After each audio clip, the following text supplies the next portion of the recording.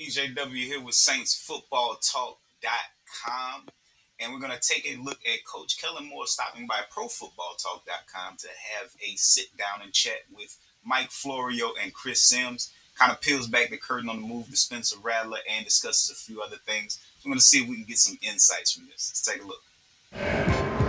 I'm a big believer in just the importance of developing quarterbacks, developing them the right way. There's a process for both of these guys.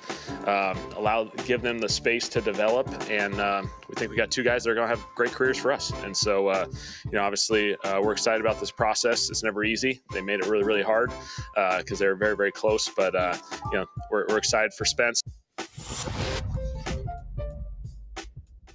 That's Kellen Moore speaking recently about the decision to go with Spencer Rattler as the quarterback for the New Orleans Saints as Kellen Moore commences his head coaching career. And there he is right now. Good morning, Coach Moore. And as I was doing my very limited prep for this, because that's kind of how I roll, I realized you would be the perfect Sims family coach to root for because at Boise State, you wore Phil's number 11 and you're left-handed like Chris. That's right. All the planets are aligning. It's all the great things right there. He's got it. He's got the it factor. There's only so many of us lefties. I mean, we got to embrace each other. That's right. We're a dying breed, Kellen. We definitely are. Exactly. Well, there were none after you until Tua came along. There were none. You were the last one until Tua in 2020, and he's one of the few right now. We were talking about quarterbacks before the break, young quarterbacks, Tom Brady's comments about how young quarterbacks coming in to the NFL aren't as mentally prepared as they used to be. What's your take on that? You've been around the game long enough now. Has it changed as it relates to the mental preparation of college quarterbacks when they come to the NFL? Yeah, I think that's a really good discussion. I think we can go on and on about it. I think so much of it is the process in which offenses operate in college football has obviously evolved. And so with the tempo, a lot of times, we always say when guys come to the NFL, there's a lot of times they've never been in a huddle. They've never called a play. They've never used a cadence. And so there's three components that we really, really emphasize that maybe they are being exposed to for the first time ever at the highest level. And so sometimes that curve, it's a little bit more challenging for some of these younger guys. We feel fortunate. We got some guys who've been exposed to a lot of football over the course of their college careers. And so I think they're putting themselves in a really good position to be successful in this league. And look, for the most part, I agree with Tom Brady, and yet the vibe he gives off sometimes when he speaks on that is like a back in my day vibe. It's like, don't be the archaic dinosaur that only remembers, how things were. Yes, these players may not be coming out as mentally developed as they were years ago, and yet the game evolves, it changes, and so you shouldn't really have sour grapes on it for the most part. But it is true. Yes, the game is a lot faster for them. They're being asked to do a lot less things because they have to get productivity out of them. So they are coming into the league a little less prepared than they would generally be. But they also come prepared in other ways that are a little bit different that may make them a little bit more successful in the league. But they do require a little bit more patience. I'm sure they'll touch on that later. League as well.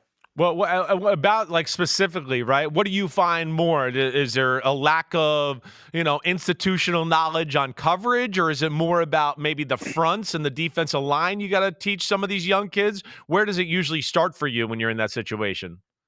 Yeah, that's really good. I think in general, a lot of times there's not as much emphasis on the protections, right? A lot of that's run from the offensive line perspective, or the emphasis is on speed in college, which is awesome. And certainly we love value and speed and playing with tempo and all that. Usually that's they try and emphasize that as kind of the cross check as far as pressure and all those sorts of things. And so, the protections, what the defensive IDs are, they just spend a little bit more time probably living in a pure progression stuff. And our guys can go through progressions, I think, pretty well. That, it's just understanding why they're there and how they're getting to the ultimate goal. And I think that underscores the importance of Eric McCoy. As he mentioned, the protections are probably something that they don't get a lot of experience with, setting the protections. We recall Drew being the guy who did majority of that no matter who is the center. But having a guy like Eric McCoy coming in, as veteran as he is, as experienced as he is, he certainly helps the transition for any young quarterback, whether it be Tyler Shough or Spencer Rattler. That level of knowledge may also determine why, or suggest why, the offense seemed to fall off of a cliff when he wasn't in there.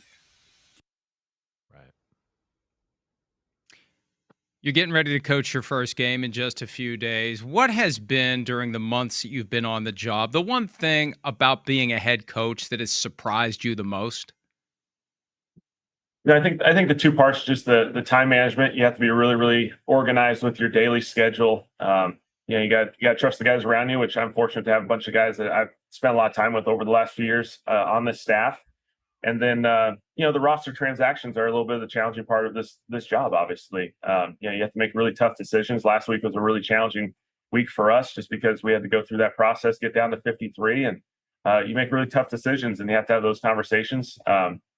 Fortunately for me, I've been cut 4 times in the NFL, and so I've been in those shoes. But we got a great group here, and we're excited with what we're building. Yeah, tough conversation.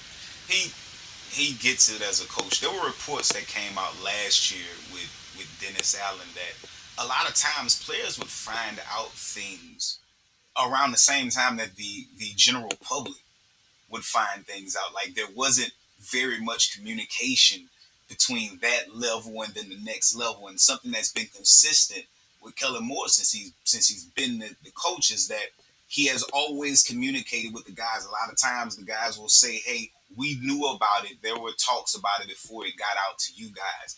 And you can tell by him being a former player, but also him being a younger guy, he just gets certain aspects of the game. Right? I mean, take us into the tough conversations that we talked about coming into the break. We showed the clip of just, ultimately picking Spencer Rattler over Tyler Shough right here. Yeah, these guys made it really hard, and that's a good thing. They all competed. They battled through the entire process. We stretched out, especially we felt because it was such a young group that we really needed to enlarge the sample size as much as we could. So it went all the way through the last preseason game. Spencer was really consistent. He was really consistent. Spencer has some playmaking ability to him. He's going to go make some big time plays with his legs, with his arm. What stood out was just his consistency over the entire offseason program and through preseason. And so he's making really good decisions with the football. He's playing really smart. He's got, that second year jump, your first year in the NFL. There's a lot of moving pieces, like we're just kind of discussing, with the transition from college. And so I feel like he's in a great position. At the same time, Tyler did an awesome job. He knocked it out of the park as far as the offseason program. I'm a big believer in developing quarterbacks, and I don't think there's anything wrong with the Tyler Shough is not a starting quarterback in this league right now. Right. He's got a great future. He's got a great opportunity to continue to develop. We're really excited about both these guys. Yeah, credit to both Spencer and Tyler. Spencer, so much so that I heard a lot of people say, well, we didn't see the big second year jump from Spencer that we were expecting. Well, yeah, because he's in the first year of a new offense. I could see if he was coming in and it was the second year in the offense and running the same offense, but people are not taking into consideration that he's running a completely new operation than he was running last year. So yes, the standard level of growth, probably to where it shows up on the field more consistently, is going to be slightly below where maybe it could have been had he been in the second year of a system.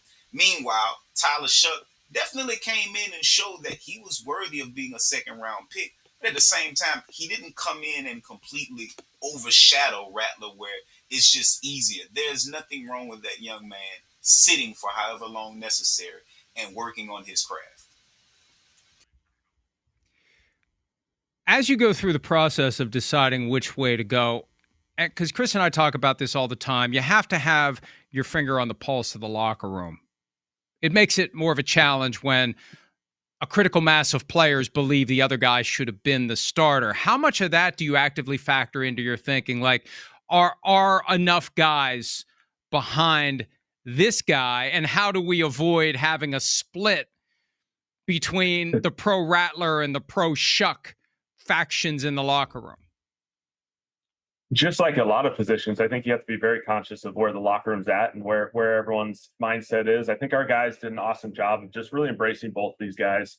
They're wired the right way. They're super competitive all offseason. If you're bowling, if you're doing anything, these guys are competing. And that's how they are, but they also help and support each other. And I think you can see that each and every day out on the field, on game day. And so we feel like we've got a great group. The locker room is really, really important. That's the most important thing in our entire organization, is that locker room and protecting it and making sure we're making the right decisions for there. I feel like our guys understood that it was going to be a battle. And, we go through roles. The other day we went through every single player's role on our team and how important those roles are. And those roles change as seasons go on and all that sort of stuff. But, Spence has earned this opportunity. I think our guys saw it. They're excited for him. And, the big thing is we're going to rally behind Spence and go for it. Yeah. I'm glad he said it. The locker room is the most important part to the entire operation, and they have to protect it. The importance in that is that, listen, these guys were watching Rattler and Shuck play. And just like I can see that there were parts of Shuck's game that showed that he was still panicking, that things were moving too fast for him. Imagine going to a locker room and saying, hey, we're going to start Shuck and let him figure it out. Imagine going to a Cam Jordan who's in the twilight of his career, the Mario Davis in the twilight of his career, and saying, look, we need to figure out if we need to draft a quarterback next year. So we're going to throw this guy out there, let him figure it out along the way. And if we don't win many games, well, that's just the nature of the business. What? And yet that was the fan argument that I heard from so many people. We need to figure out if we need a quarterback next year. So why don't we play him? This is why I say you can only be as smart as coaches. You can never be smarter than the coaches because they have more information to make the more informed decision. They have more data than we have. You can be as smart as them and maybe come up with the same answer, but you'll never know the full perspective. What did Jim Moore say? You think you know, but you don't know. I'm glad someone took the locker room into consideration before deciding to start Shuck on the basis of we need to figure out if we need to draft a quarterback next year. Rally behind Spence. I hear you all the way there. He does some good things. Like how how much when you're having these tough conversations does the factor of a little bit what we were talking about a minute ago, just like, hey, it's a rookie. Do we really want to throw him in this situation right off the bat, even though we think we might, but he's still a rookie, right? I mean, how many of those type of conversations do you have in this process? Well, certainly as you go through those discussions, I think there's a lot of different paths to the NFL careers, and there's plenty of guys who didn't start right away in the NFL. And there's plenty of examples of that for Tyler to say, hey, there's development opportunities for me. I can continue to develop as backup quarterback. There's a lot of beauty in being able to be a scout team quarterback and kind of grow as you come through this organization and this league. And at the same time, Spence has done an awesome job. And so I think his resiliency, what he was exposed to last year in some really challenging circumstances, I think really brought, some great development out of him. And so, he kind of had to navigate some challenges at the back end of last year. And he went through that and he came out a better player. And so, he earned it this offseason. Patrick Mahomes, Jordan Love, quarterbacks that were able to have a chance to sit and wait. Arguably Steve Young, if you want to go back to his days behind Joe Montana. Like, there's different ways to go about it, but one thing we do know is that if a team has to start a quarterback day one, it's usually because it's a bad organization and they played bad enough to earn the right or to almost be forced to have to start a quarterback. I think the smarter organizations, if they can, they allow the quarterbacks to kind of mature into the position and give them time to develop and grow at their own pace rather than forcing them. Yes, some quarterbacks can sink or swim, but if you can help it, you try to give them a flotation device, Coach, you are in actually the perfect position to give us a little more insight on the challenges of dealing with a Micah Parsons on the other side of the ball, because you were with him for 2 years in Dallas. You had the game plan against him with the Chargers. You played the Cowboys in 2023. You had to deal with him twice last year. It turned out very well for the Eagles. But help us understand what it means, because Matt LaFleur talked about guys that keep you up at night. What does it mean as you're getting ready to play a team that has Micah Parsons on it? Yeah, I think Micah really ultimately, he's an example of, the game plan starts with him, and there's a handful of guys in this league that is wired that way. And when you start the game plan, when you start on Monday, you begin the process by talking about him and how you're going to handle him, how you're going to navigate that. When I was in LA, it was an awesome example. I thought we did a lot of good things. We're hanging on. Then you get to a 2-minute drill at the end, and he gets a one-on-one opportunity, against a tackle, and he wins and wins the game. And fortunately in Philly, we were able to get ahead on some situations, but there were some situations there. It's third downs. He's going to be a really big challenge, and they can do a really good job. When DQ was there, they would always scheme up and create one-on-one opportunities for him. And there's a lot of things you can try and do in protection, but they can certainly, create the math and kind of cancel things out and create one-on-ones for him. And so, he's a premier player. He starts, he start the week, end the week, and spend all game talking about him. So, he changes games. If you don't mind, too, I'd like to even hit on a little bit tomorrow night. We're on the field. It's Cowboys, Eagles. You got history with both of those football teams. OC of the Eagles last year. You got the big ring and bunch of diamonds now to show off. But why don't you tell some of the people out there what behind the scenes makes Philly special that maybe some of the public doesn't know, right, about them and why they're so damn good? Yeah, it's a phenomenal organization, led by Mr. Lurie and Howie and Nick, and it's just a really healthy competitive environment. The team's culture and connection is really, really special.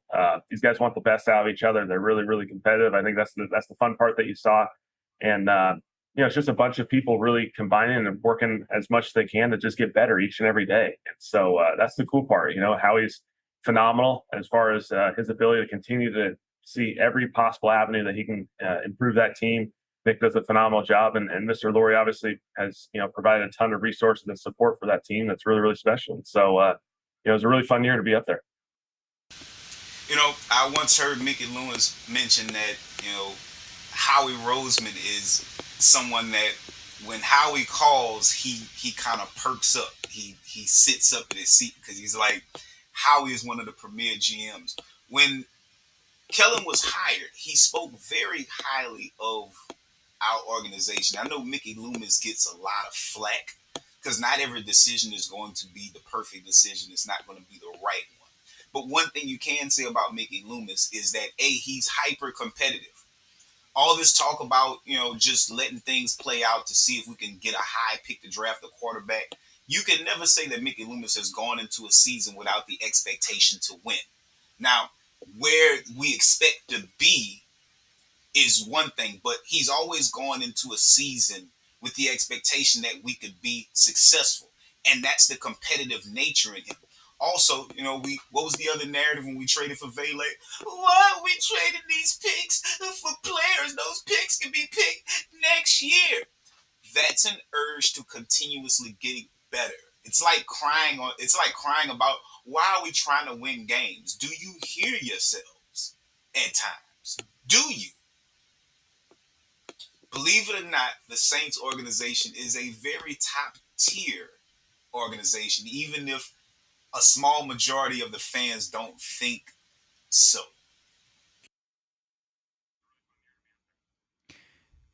The Eagles seem to be doing their damnedest, Coach, to forget that they won the Super Bowl last year. How are you processing it? Obviously, you're with an entirely different team, but you do have that ring. How do you balance the fact that, I just had the ultimate success, but everything's different this year? Yeah. Times my wife reminded us through the whole offseason that we did win the Super Bowl, because there was days you kind of forgot about it because we won on Sunday, and we were flying back Tuesday morning back to New Orleans for everything to begin. And so it's been a long journey. It's been a fun journey as we've gone through this process. Certainly, getting an opportunity to get the ring during the offseason was a fun experience for our family, and our kids get to enjoy that part of it because they were a part of it. And so it's been a great experience here. I want you guys. You open up with the Arizona Cardinals, right? I'm always interested in your process here. The first week's always the unknown. I was on teams where we would actually practice a little bit early on training camp about the team we were going to play in week one. What was kind of your approach to week one as a head coach? Did you get them ready early, or did you wait till just this past week here? It was our first off season, so we had a lot of original installation to go through. And so, we went through that installation process through training camp. Really last week, we began this process where, most of the practices last week, we had a couple of those, and they were mostly about Arizona. Gotcha. And then we hit some competitive stuff, a lot of situational football that, all those things that you got to hit as a team. And so we've had a week and a half, about these guys. And so, like you said, week one's 30 or 40% of this game is going to be an unknown factor. And that's the part of it. You got to trust your training, trust what you've done all off season, put yourself in a really good position. Some adjustment football is going to happen. That's what happens early in seasons. And so, it'll be a fun challenge for us.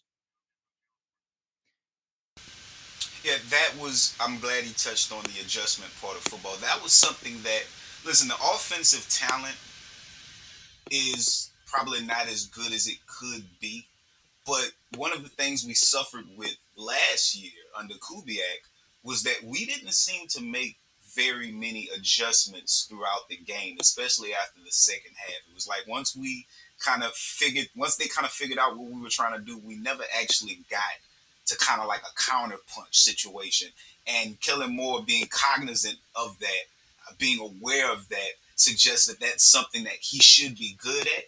And therefore we should have a fighting chance from the first quarter all the way to the fourth quarter instead of running stagnant at some point. Give me the single best piece of advice you've gotten in your college, or not college coaching career, but coaching career generally.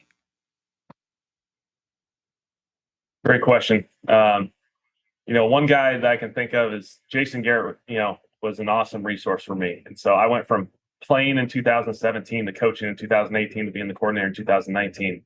I remember him saying, you're going to go through this process, and every game you're going to call 4 or 5 plays and look back and just second guess yourself. Why did you make that decision? Why did I make that? He said, it's just like when you're playing, and so you got to go through that process each and every week.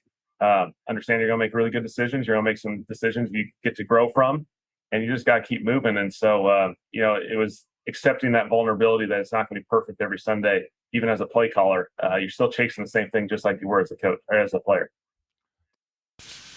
I think that's so important to his facet of his game because, as he mentioned, like a player, you've got to have a short memory. He doesn't strike me as a coach that may get in a play calling funk, right? Because he's able to move on. He can see where he may have done something wrong or could have done something better, but it doesn't carry over. Having that even keel sort of response to things, never getting too high, never getting too low, is I think what allows him to operate as one of the upper echelon offensive play callers in this league. The lefty quarterback thing. Explain to people, you, me, we're part of the club. Tua, Michael Penix, Dylan Gabriel now, right? But tell what does that do to people? Tell them as a play caller and for what it does to the players on the field when there's a lefty quarterback. Yeah. If someone's never caught a football, starting with the receivers from a lefty, they always get a little bit annoyed. Right. The ball is going to tail the other way that they're not used to. So you're going to throw a beautiful go ball, down the sideline. They're waiting for the ball to drop to the right, and it's going to drop to the left, and they're like, what the heck?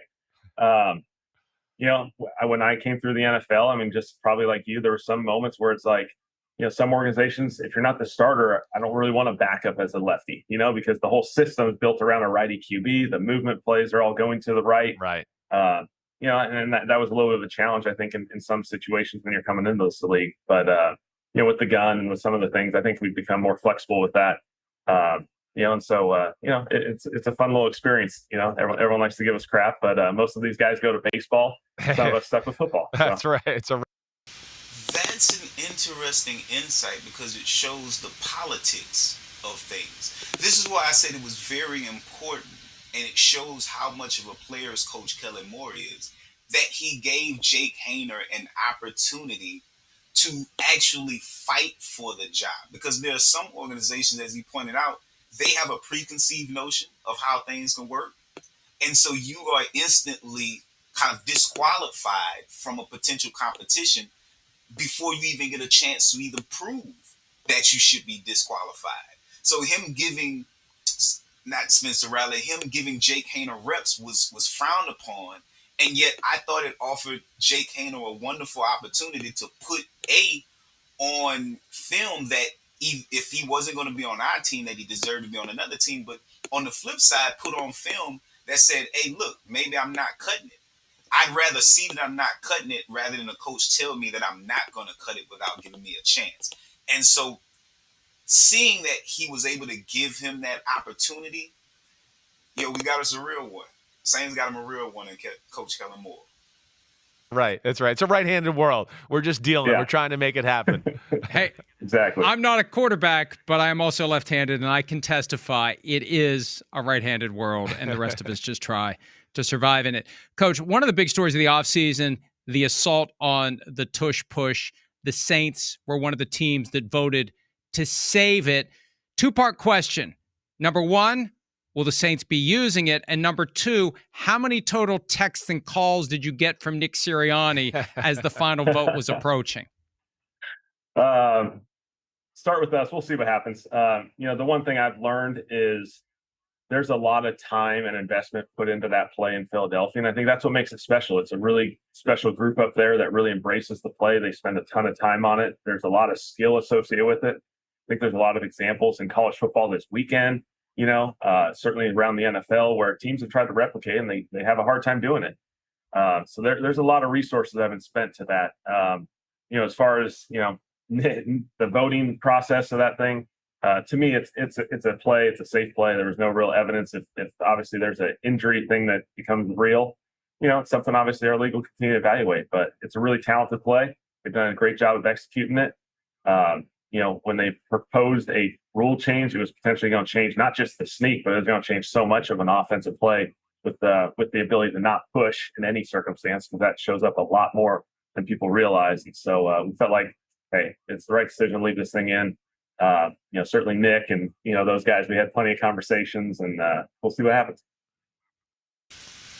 Gotta point out that was pretty significant because in previous interviews, Kellen has been more or less tush pushes the Eagles play, we're probably not going to do it.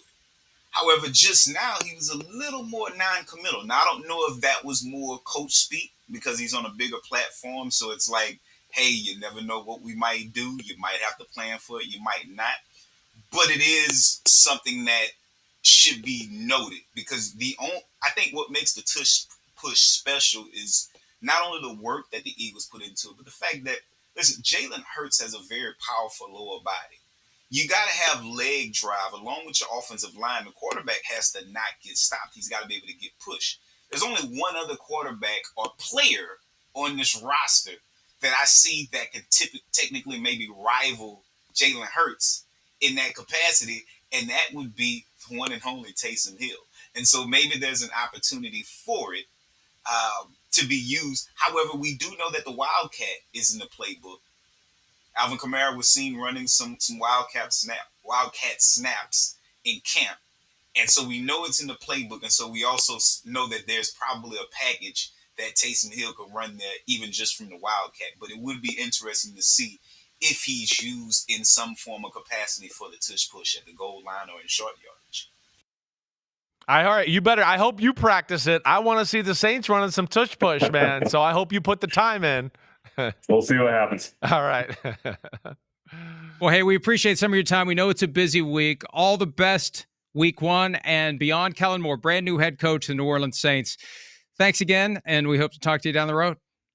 Appreciate it. Thanks, guys. Good luck. Yeah, that was informative.